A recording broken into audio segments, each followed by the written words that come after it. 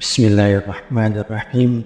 Assalamualaikum warahmatullahi wabarakatuh. Alhamdulillah wassalatu wassalamu ala rasulillah. Pembahasan pada hari ini bagaimana yang diminta, kita akan membahas tentang apakah kalau kita ini datang ke kuburan kemudian kita berbicara sesuatu dengan orang yang dikubur itu, mereka mendengar pembicaraan kita ataukah tidak. Ini juga menjadi polemik para ulama, apakah si mayat itu mendengar orang yang hidup ataukah tidak mendengar orang yang hidup.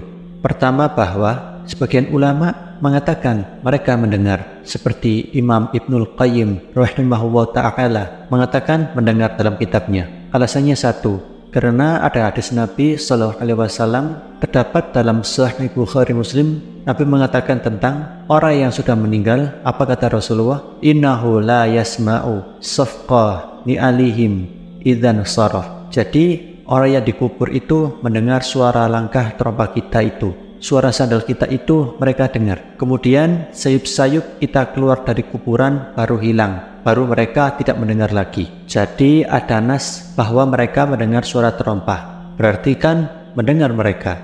Ini satu riwayat. Riwayat kedua, ketika terjadi perang Badar, banyak tokoh-tokoh musyrik itu dibantai oleh kaum muslimin, seperti Abu Jahal atau Amri bin Hisham, kemudian Umayyah bin Khalaf, kemudian Syaibah, kemudian Al-Wali, dan lain-lain. Tokoh-tokoh Quraisy itu yang meninggal di perang Badar. Nah, ketika kemudian bangkai-bangkai tokoh musyrik itu ini akhirnya diletakkan di sebuah lubang, sebuah sumur, dilempar mereka ke dalam lubang. Tiba-tiba kemudian Nabi SAW mendekati lubang Badar itu, yang di situ bangkai-bangkainya orang-orang tokoh-tokoh musyrik sekelas Abu Jahal, Umayyah, dan CS dan yang lainnya itu. Tiba-tiba Nabi SAW ngomong pula di sumur itu. Apa kata Nabi SAW? Dia mengatakan, disebutkan salah satu tuh, ya Abah Jahl bin Hisham, ya Umayyah ibn Khalaf. Kemudian kata Nabi SAW, telahkah sampai kepada kalian janji Allah kepada kalian? Sungguh janji Allah yang Allah janjikan kepadaku sudah sampai kepadaku.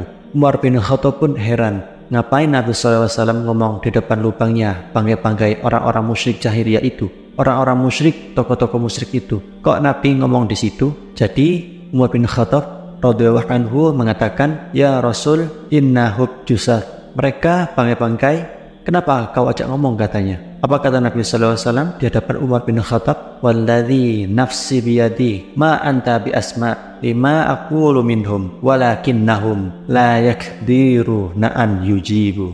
Hei Umar, engkau tidak lebih mendengar daripada aku tentang mereka. Aku ngomong itu, mereka dengar, tapi mereka tak bisa menjawab, katanya. Artinya kan mereka dengar di sini, karena Rasul mengajak ngomong di situ. Makanya Umar mengatakan, bangkai kau diajak bicara, katanya. Kata Rasul, tidak, kau tidak lebih dengar daripada aku, kata Rasul. Demi zat yang jiwaku berada di tangannya, engkau tidak lebih mendengar daripada aku, kata Rasul. Tapi mereka tidak sanggup jawab saja. Kemudian juga dalil yang ketiga, kita disuruh mengucapkan salam. Kata Nabi SAW, kullu assalamualaikum daro qawmi mu'minin wa inna insya'allahu bikumul lahikun. Ucapkan kalau kalian masuk ke kuburan, keselamatan kalian wahai penduduk kubur dari kalangan orang-orang yang beriman, dan insya Allah kami pun akan menyusul kalian. Mengucapkan salam berarti harus dijawab tuh. Berarti kalau kita mengucapkan salam, berarti mereka mendengar salam kita. Dan ada beberapa dalil yang menunjukkan bahwa mereka mendengar. Tapi bagi kelompok yang mengatakan tidak, mereka tidak dengar, mereka berdalil dengan surat Al-Fatir ayat 22. Allah Subhanahu wa taala mengatakan, "Wa ma anta bi musmi'im man fil qubur." Hei Muhammad, engkau tidak bisa mendengarkan orang-orang di kuburan itu. Ini Quran mengatakan engkau tidak bisa mendengarkan orang-orang yang di kuburan, surat Fatir ayat 22.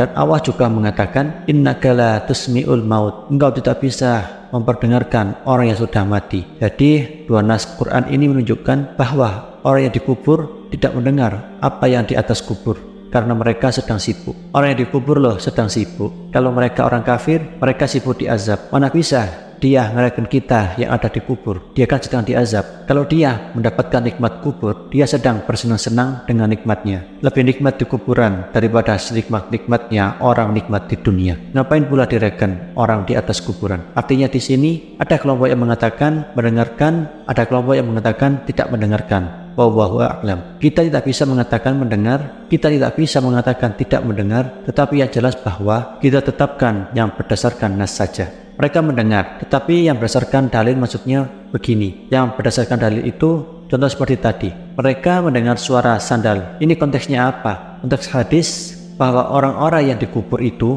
mendengar suara sandal. Ini bicara soal ketika kita mengantarkan jenazah. Apabila kita mengantarkan jenazah, kemudian jenazah itu dikubur, kemudian kita pulang, mereka masih mendengar suara sandal kita. Apakah setelah kemudian kita pulang, kemudian ziarah kubur, dengar lagi suara sandal? Ya, enggak juga, kan begitu artinya. Konteksnya hanya ketika menguburkan saja mereka dengar. Apakah mereka mendengar seterusnya itu? Allahu a'lam. Ataupun ketika kita mengantarkan jenazah itu dari rumah menuju kuburan, kalau dia orang yang beriman, maka dia mengatakan kepada orang-orang pengantar itu, mengatakan apa? Segerakan aku, segerakan aku.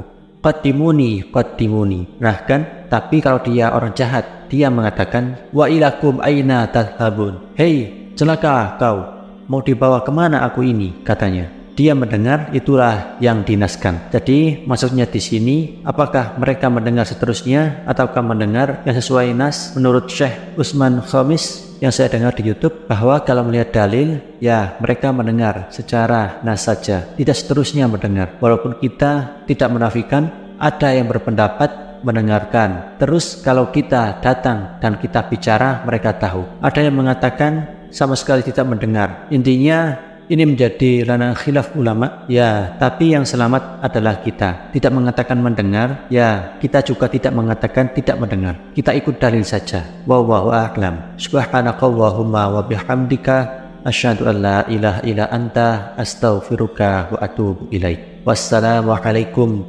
warahmatullahi wabarakatuh.